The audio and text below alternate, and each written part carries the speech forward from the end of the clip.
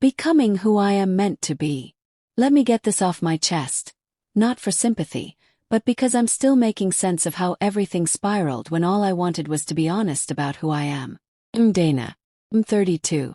And what happened to me might sound unbelievable, but I swear every word of it is true. From a young age, I always knew I was different when it came to love. Even back in college, I could form deep emotional connections with more than one person. It wasn't about sleeping around or avoiding commitment. It was about being capable of loving in ways most people didn't understand. Honestly, deeply, and expansively. Then I met Marcus. We were at a friend's house party. He was 28, working in logistics, and he had a 5-year life plan printed across his forehead. Marriage, house in the suburbs, kids, and early retirement. I was 25 and weary of dating aimless men who couldn't commit to more than dinner plans. Marcus was different. Dependable, thoughtful, and deliberate. He listened. He noticed the little things. I thought maybe this is what real love feels like. We moved in together within 8 months. I took a part-time role in client outreach while Marcus handled most of the bills. He made more money, and I liked having flexibility for creative pursuits. But now I can see that financial imbalance subtly shifted power in his favor. Suddenly, he was the decision-maker. He had more say in what our lives looked like. And what they looked like was gray, monotonous, comfortable in the dullest way. Same restaurants, same circle of friends, same weekends like they were on repeat. Whenever I suggested exploring new places, trying something different, or even hanging out with new people, Marcus looked at me like I was destabilizing a carefully balanced ecosystem. Especially when it came to my friendships with men.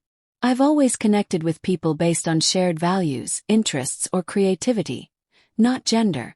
But every time I mentioned texting a male coworker or grabbing coffee with an old friend, Marcus stiffened. He never banned me outright. That would have been too obvious. Instead, he used quiet disapproval, the heavy silences, the questions that weren't really questions. And it worked.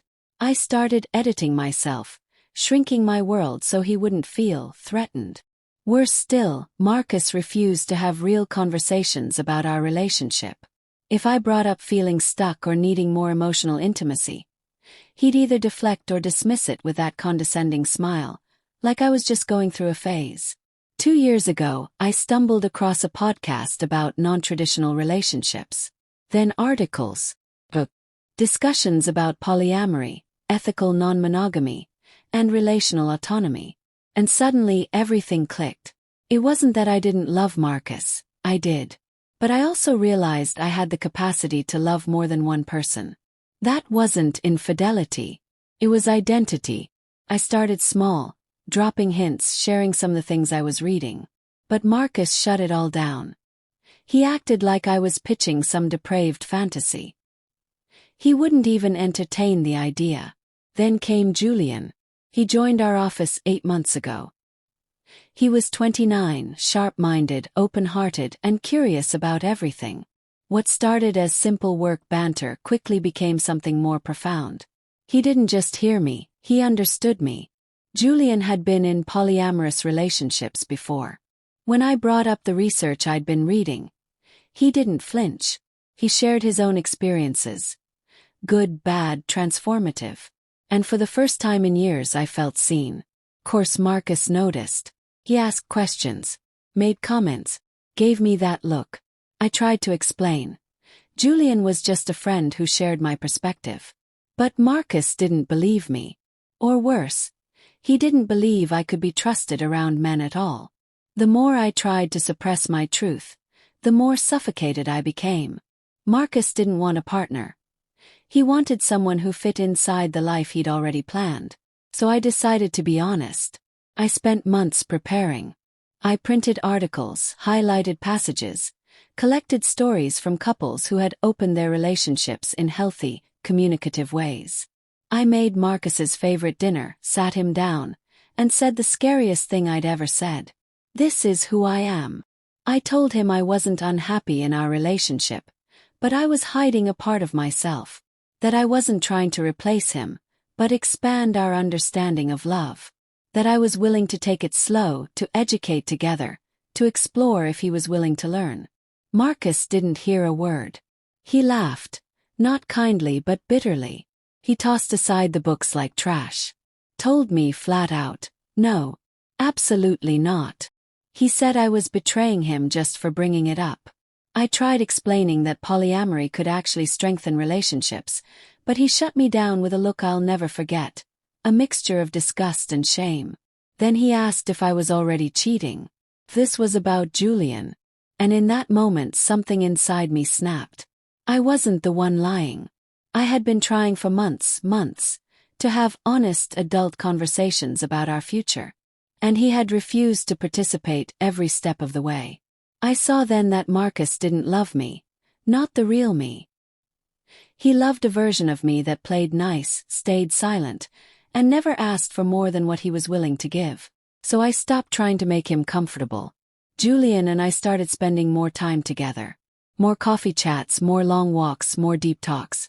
He never pressured me. Never made me feel guilty for being complicated. He celebrated it. And slowly, that connection deepened. Until one evening, after hours of talking about life and love and vulnerability, we kissed. It wasn't planned. It wasn't even lustful. It was truth. I knew Marcus would never understand. But I also knew I couldn't live a lie just to preserve someone else's illusion of what marriage should be. When Marcus eventually found out, through messages he'd dug up, not conversations we'd had, he exploded. Accused me of cheating, betrayal, destroying everything we'd built. But the truth, he had destroyed it. Long before Julian. By refusing to see me. By controlling what I was allowed to feel, express, or explore. He gave me an ultimatum. Give up Julian, renounce everything I'd learned about myself, and go back to being the quiet, agreeable wife, or get out. Chose me. The divorce was ugly. Vindictive. He weaponized the messages, tried to paint me as an adulterer, and fought over every asset down to the toaster. But by then I wasn't afraid anymore. I had found something more powerful than his approval. Myself.